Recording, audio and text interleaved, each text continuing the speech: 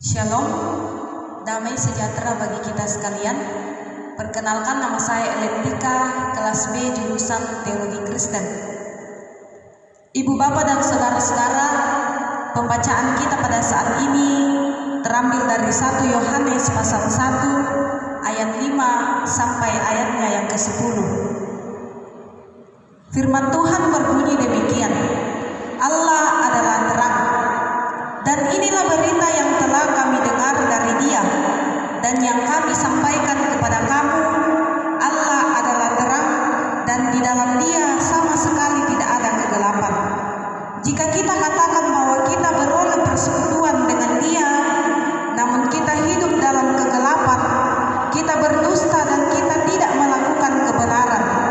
Tetapi jika kita hidup di dalam terang, sama seperti Dia ada di dalam terang, maka kita beroleh persekutuan seorang dengan yang lain, dan darah Yesus anaknya itu menyucikan kita daripada segala dosa. Jika kita berkata bahwa kita tidak berdosa, maka kita menipu diri kita sendiri dan kebenaran tidak ada di dalam kita. Jika kita mengaku dosa kita, maka Ia adalah setia dan adil, sehingga Ia akan mengampuni segala dosa kita dan menyucikan kita dari segala kejahatan.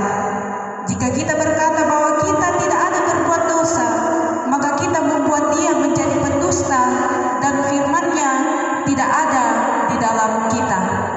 Amin. Yang menjadi tema perenungan kita pada saat ini adalah mengakui dosa. Ya, mengakui dosa. Apa itu dosa? Ya, pertanyaan bagi kita, apa itu dosa?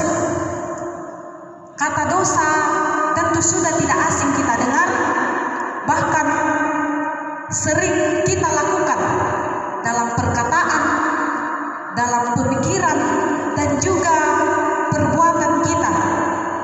Dalam khotbah yang dibawakan oleh pendeta, majelis, kata dosa sering dibawakan dalam bahan perenungan. Bahkan dalam Alkitab, dosa sering dibahas. Ya.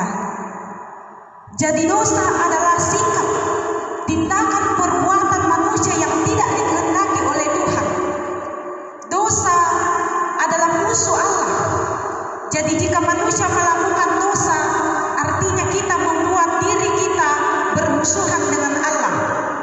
Tetapi jika kita melakukan dosa, Tuhan tidak pernah meninggalkan kita. Yang bagaimana itu dosa? Yaitu tidak saling mengasihi sesama kita, tidak mengasihi Tuhan, tidak mau menolong, tidak mau saling mengampuni, tidak mau hidup dalam buah-buah roh, bahkan tidak mau menuruti kehendak Tuhan. Itu adalah sebuah dosa, dan dosa bertentangan dengan hukum Allah. Tidak ada manusia yang suci, kudus, dan tidak berdosa. Semua manusia berdosa, bahkan mulai dari kandungan sampai sekarang ini kita adalah manusia yang berdosa. Kita tidak suci, melainkan kita hina. Tetapi banyak manusia yang meninggikan diri dan menganggap dirinya adalah orang yang paling beriman, sehingga ia sering merendahkan orang lain. Saya sering mendapati orang yang rajin beribadah, rajin pergi ke kumpulan, kemudian mengejek orang yang malas ke gereja. Ini adalah suatu sikap yang tidak dikehendaki oleh Tuhan. Kita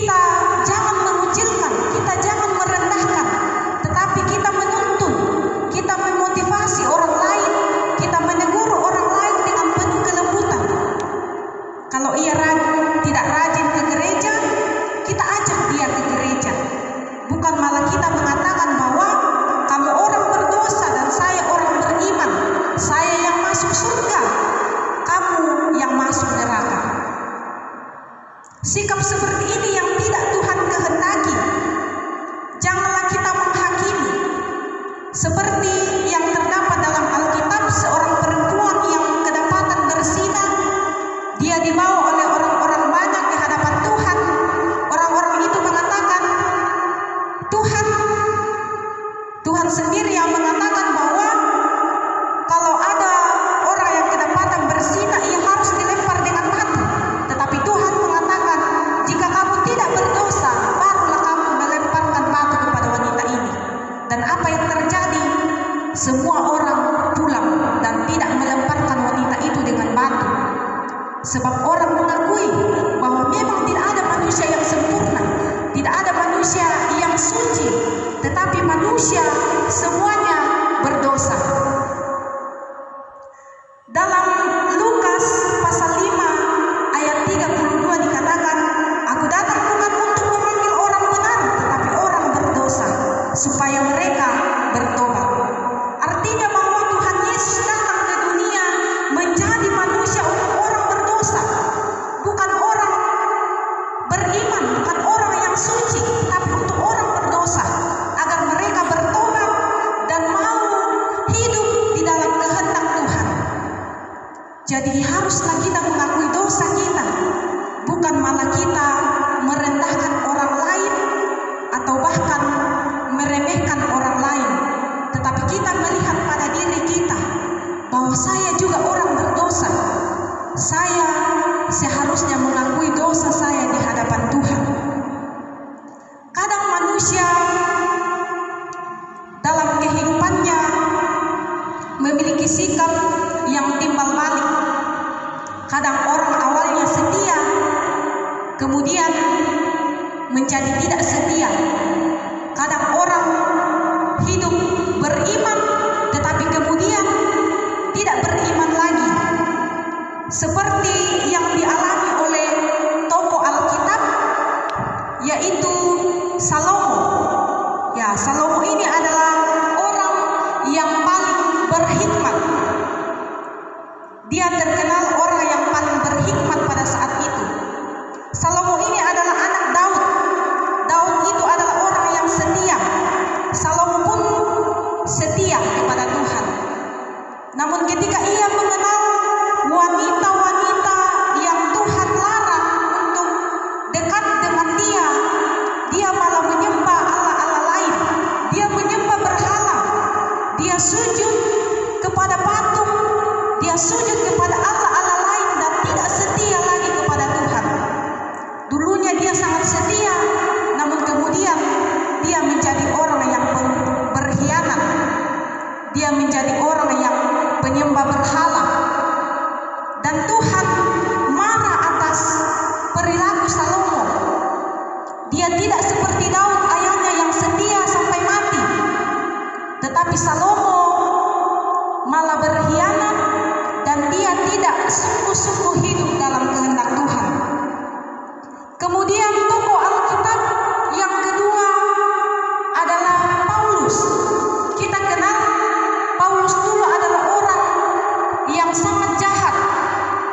Dia suka membunuh, dia suka menganiaya orang, tetapi kemudian dia bertobat.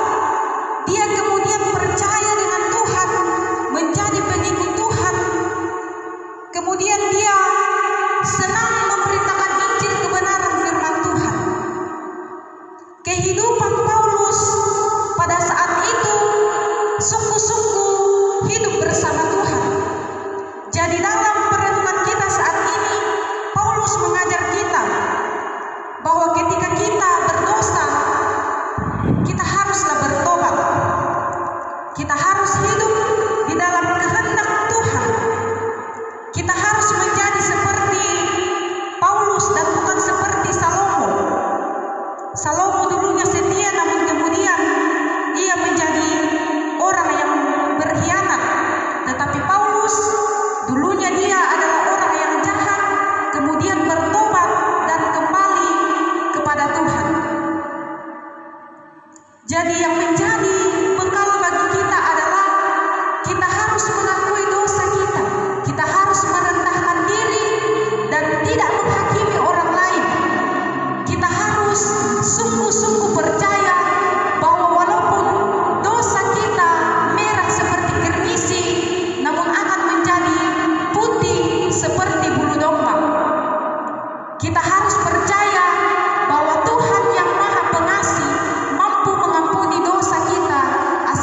kita sungguh-sungguh mengakui kesalahan kita. Marilah kita mengarahkan hati kita, kehidupan kita kepada Tuhan. Kita sungguh-sungguh